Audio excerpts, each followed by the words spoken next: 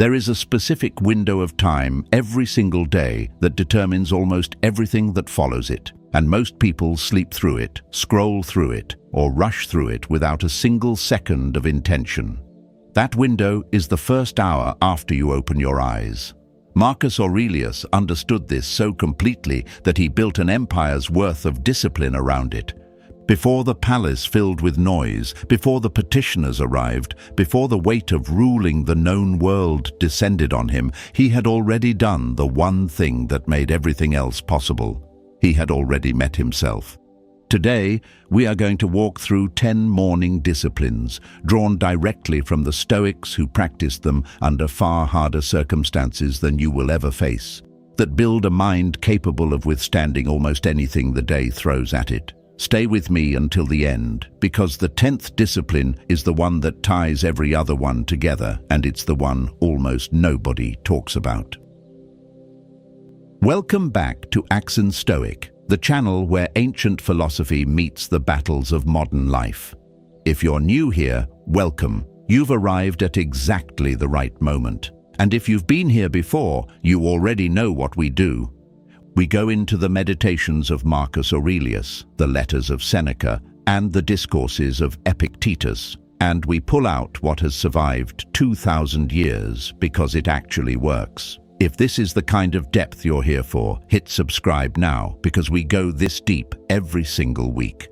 The foundational principle: the battle is won or lost. Before it begins, before we get into the 10 disciplines themselves, we need to understand something the Stoics considered non-negotiable. Marcus Aurelius wrote at the very start of one of his private morning entries something that sounds almost like a warning to himself. When you wake up in the morning, tell yourself, the people I deal with today will be meddling, ungrateful, arrogant, dishonest, jealous, and surly. He wasn't writing this for anyone else to read. This was a private rehearsal, a mental fortification built before the day had a chance to catch him off guard. Here is the principle underneath all 10 disciplines in this video. The mind you bring into a chaotic world is either shaped deliberately in the quiet hour before the world starts talking to you, or it is shaped reactively by whatever the world happens to throw at you first. There is no third option. Every single morning, you are either the architect of your own mental state, or you are handing that job to your phone, your inbox, your notifications, and the first person who says something irritating to you. The Stoics called the faculty responsible for this choice prohairesis, the will, the part of you that decides what to engage with and what to let pass. Every morning, discipline that follows is, at its core, an exercise of prohairesis before the day has a chance to exercise it for you. Discipline. 1. Waking before the world. Does Marcus Aurelius, according to his own writings, had to talk himself out of bed some mornings the exact same way you do? He wrote to himself, "At dawn, when you have trouble getting out of bed, tell yourself, I have to go to work. As a human being, what do I have to complain of if I'm going to do what I was born for?" This wasn't effortless discipline. This was a man actively arguing himself out of the same resistance everyone feels.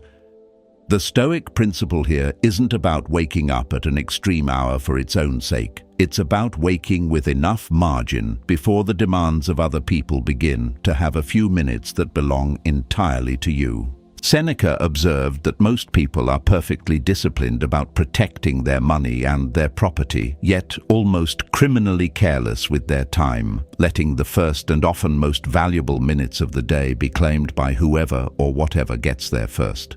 If you wake up and your first act is checking a phone, you have effectively let the outside world set the tone for your entire internal state before you've had a single private thought of your own. Waking with margin, even 10 or 15 minutes of it, is the precondition for every discipline that follows. Consider the difference between two versions of the exact same morning. In the first, an alarm goes off, and within 30 seconds a phone is in hand, absorbing a notification, a message, a headline, before the eyes have even fully adjusted to the light. Whatever emotional charge that first piece of information carries, urgency, irritation, comparison, anxiety, becomes the starting condition for the entire day, whether or not it has anything genuinely important to say. In the second version, the alarm goes off and there is a deliberate gap, even just 10 minutes, before any external input is allowed in. The mind wakes on its own terms, forms its own first thought, before anyone or anything else gets to plant one there first. Nothing about the schedule changed between these two mornings. What changed is who got to speak first. Discipline 2. The Morning Silence Protocol. Marcus Aurelius began most mornings the same way. Before the noise of empire descended, he sat, he wrote, he thought. His meditations were never meant for an audience. They were his private recalibration, conducted before anyone else in the room had a chance to define his mood for him. The practice is simple in description and difficult in execution. For the first 20 minutes after waking, resist every instinct to check messages, scroll a feed, or consume news. Sit or walk in genuine silence. This is not laziness. It is what the Stoics called prohairesis, watchfulness, the deliberate act of paying attention to your own mind before letting external inputs flood in and drown out whatever was already there. The reason this matters more than it seems is straightforward. Whatever you consume first in the morning becomes the lens through which you interpret everything afterward. A stressful email read first thing colors your mood for hours. A calm, undisturbed 20 minutes of your own thoughts gives you a stable floor to stand on, regardless of what arrives after it. Discipline. 3. Writing before speaking. The meditations that made Marcus Aurelius one of history's most studied minds were not written for publication, prestige, or an audience of any kind. They were a private journal, a daily conversation with himself, conducted in the quiet hours of morning and evening throughout his reign as emperor.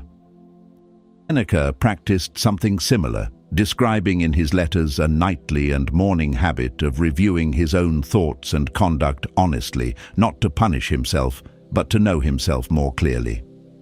The Stoic discipline of writing each morning, even 3 sentences, even a single honest paragraph, forces a kind of clarity that thinking alone rarely produces. Thoughts left unwritten tend to circle.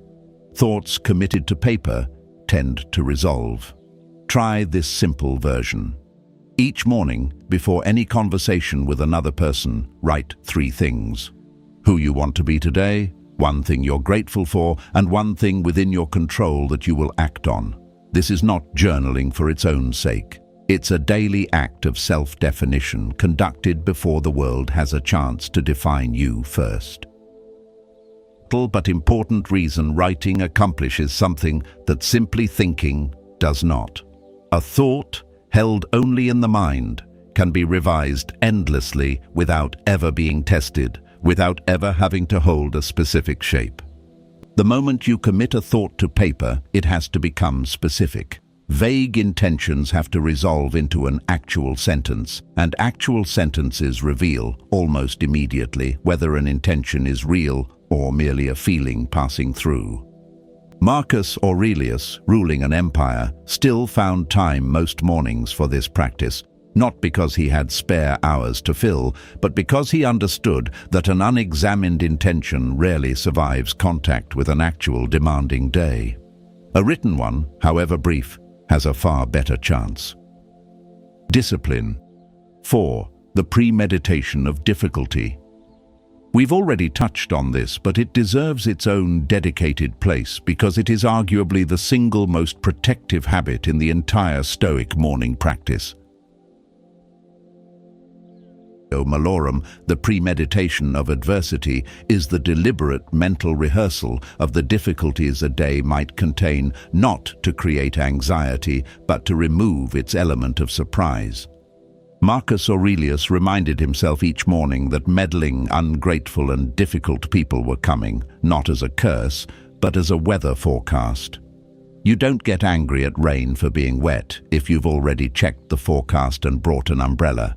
This is not pessimism, it's armor. The person who wakes up expecting a frictionless, easy day sets themselves up for constant, compounding disappointment the moment reality fails to comply. The person who has already calmly, mentally rehearsed the friction that today might bring walks into that same friction, essentially unbothered because nothing that happens actually surprises them. Try spending 60 seconds each morning imagining the specific frustrations your day is likely to contain. A difficult conversation, a delay, a disagreement. Not to dread them, but to greet them when they arrive, as old, expected acquaintances rather than personal attacks. Discipline. 5. Physical discipline as mental training. Marcus Aurelius trained as both a wrestler and a soldier before he ever became emperor, and he understood something the Stoics returned to constantly. The body is the instrument through which the mind's discipline gets tested in the real world. This doesn't mean an elaborate fitness regimen is required. It means a deliberate, uncomfortable physical act performed voluntarily each morning as training for the mind's ability to do hard things when it doesn't feel like it. A cold shower, a set of exercises done before you feel ready, a short, brisk walk regardless of the weather. Seneca practiced voluntary discomfort deliberately, believing that comfort, left unchecked, becomes a kind of chain, and that a person who has voluntarily chosen discomfort and survived it develops a cellular-level confidence that no amount of theoretical courage can replace.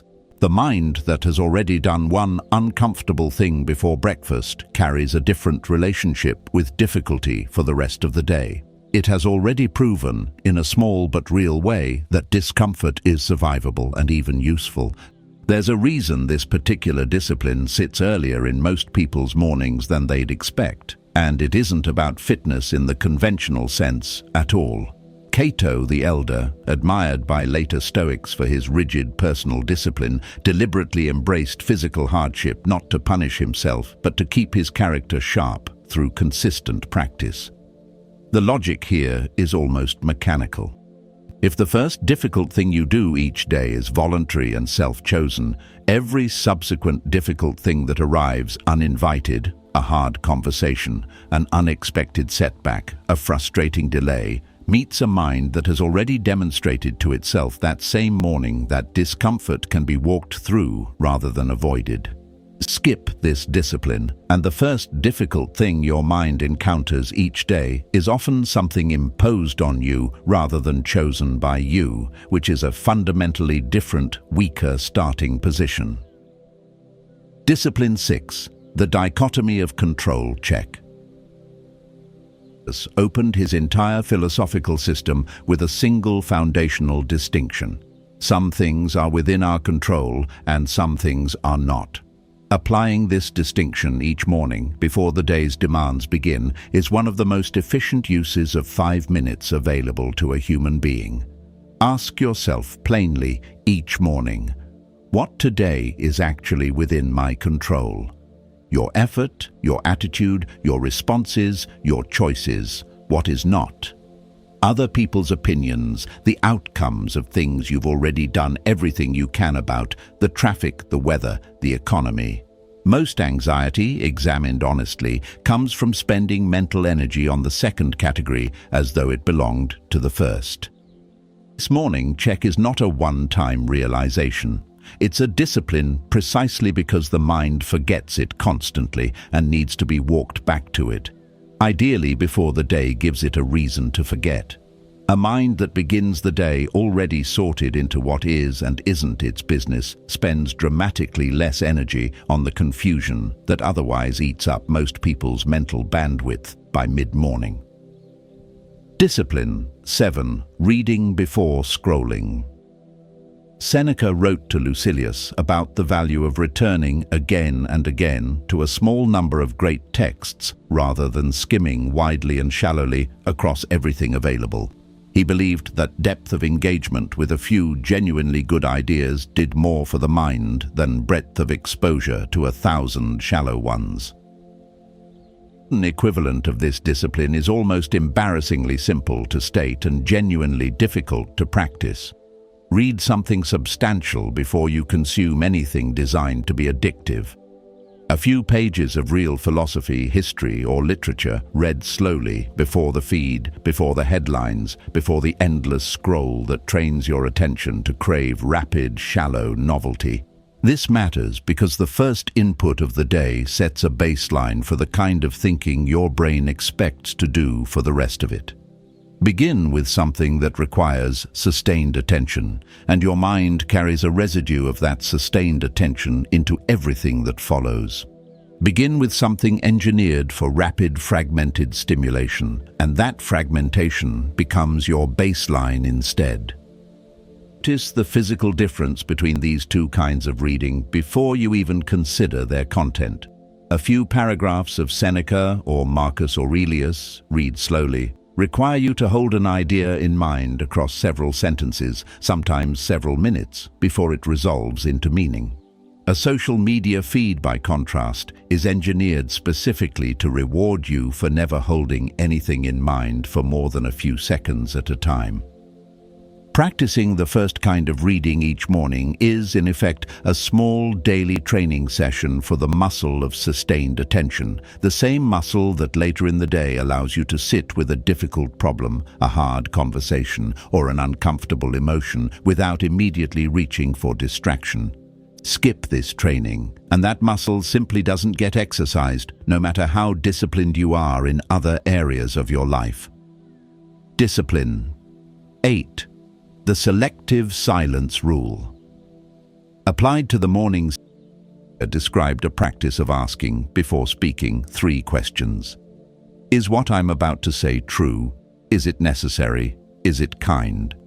Applied specifically to mornings, this becomes a discipline about protecting your very first words and interactions of the day from being careless, reactive, or unconsidered.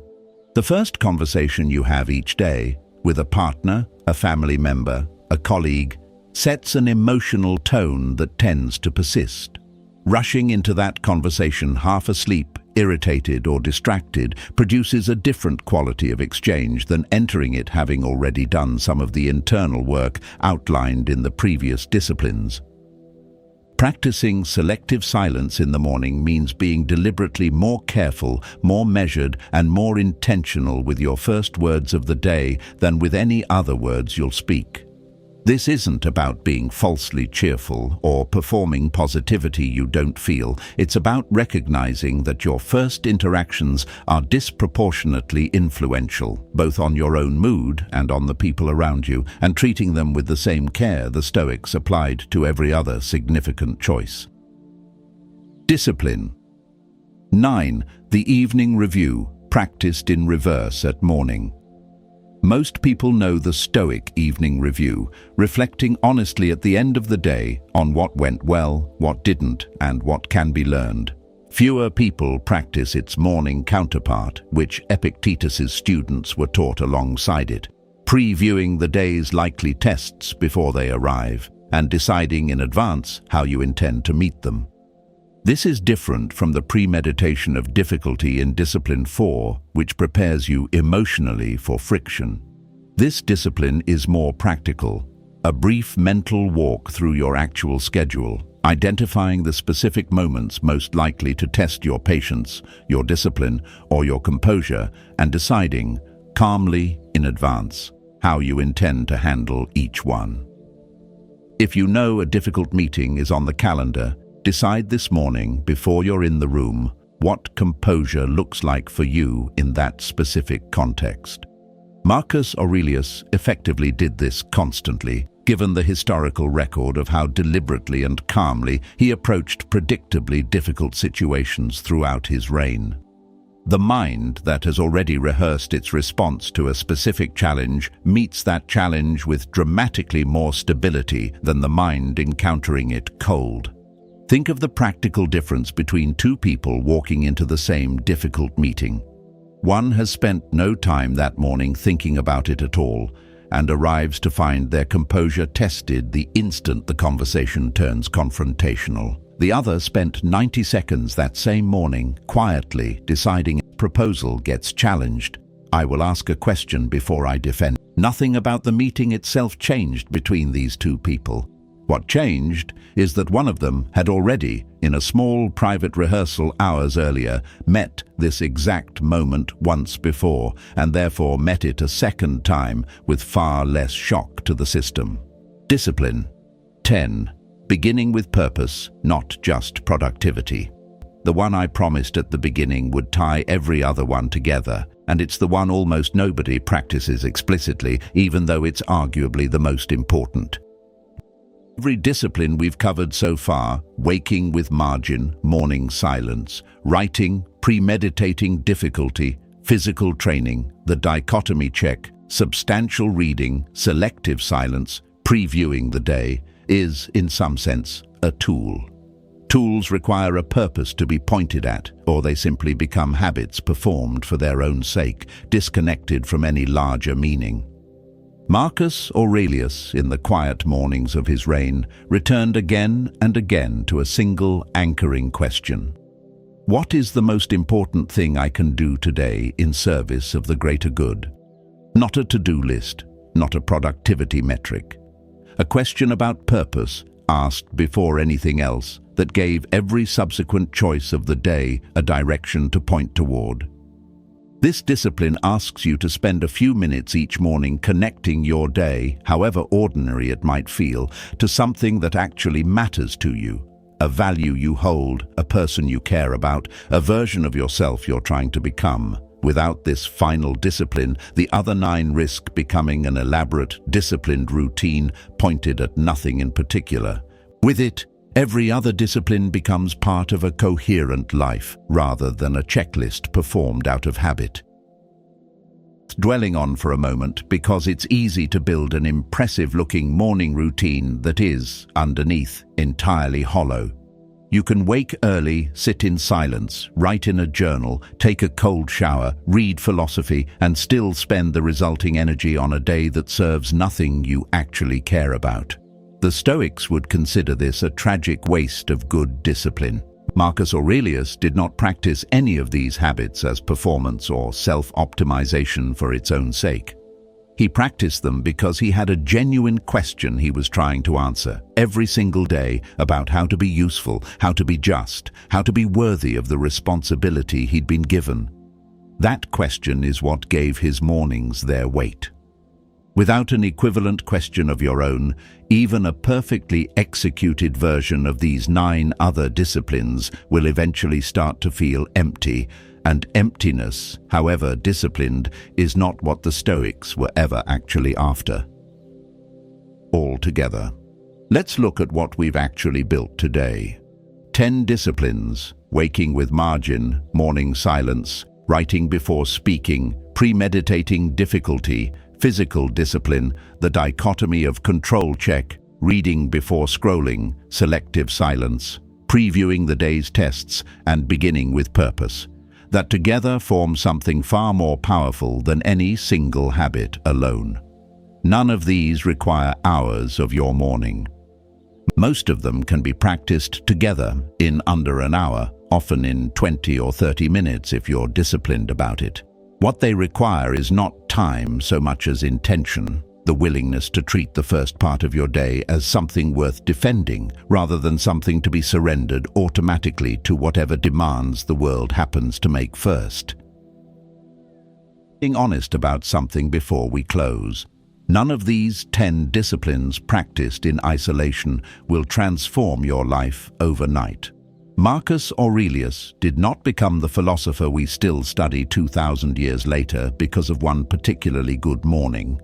He became that person through the accumulated weight of thousands of ordinary mornings, most of them unremarkable on their own, each one a small deposit into a mind that eventually became, through sheer repetition, almost impossible to shake. That is the actual mechanism at work here. Not dramatic transformation, but quiet, daily compounding, the same principle that governs everything from physical strength to financial security to the depth of any real relationship. Your challenge for tonight, before tomorrow morning arrives. Not 10 disciplines at once. That's a recipe for abandoning all of them within a week. Pick just one, the one that felt hardest to hear tonight, and practice it tomorrow morning, deliberately, sincerely, just once. Notice not just whether you did it, but how the rest of your day felt different because you did. Marcus Aurelius didn't build this kind of morning discipline overnight, despite ruling the most powerful empire the ancient world had ever known. He practiced it every single morning for decades in the private pages of a journal he never intended anyone else to read. That same practice, built one deliberate morning at a time, is available to you starting tomorrow, before the world has a chance to decide your mood for you. If this video gave you something today, hit the like button. It costs nothing, and it tells us this kind of depth is exactly what you're here for. Leave a comment and tell me honestly, which of these 10 disciplines do you think would change your mornings the most if you actually committed to it? I read every comment on this channel, and I'll be down there with you. Subscribe to Stoic if you haven't already. We go this deep every single week into philosophy that has survived 2,000 years because it was built for exactly the hardest, most ordinary moments of a real life. Until next time, stay grounded, stay disciplined, and remember what Marcus Aurelius told himself on the mornings the world felt heaviest. You have power over your mind, not outside events. Realize this, and you will find strength.